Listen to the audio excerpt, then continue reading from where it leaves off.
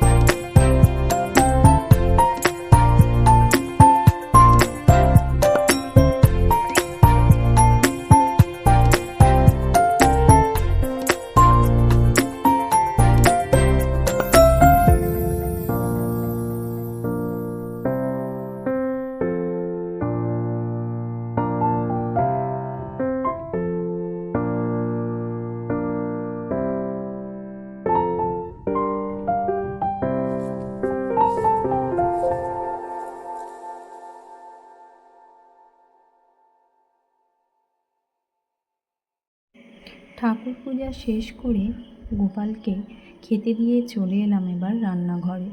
আজকে রবিবারের মেনুতে রয়েছে চিকেন, লাউ শাক সেদ্ধ আর উচ্ছে ভাজা। আমার এই ছোট্ট সকালের গল্পটা আপনাদের কেমন লাগলো কমেন্ট করে কিন্তু অবশ্যই জানাবেন। আর ভিডিওটি ভালো লাগলে লাইক আর চ্যানেলটি সাবস্ক্রাইব করতে একদম ভুলবেন না যেন। সবাই ভালো থাকবেন। আজ তাহলে আসি।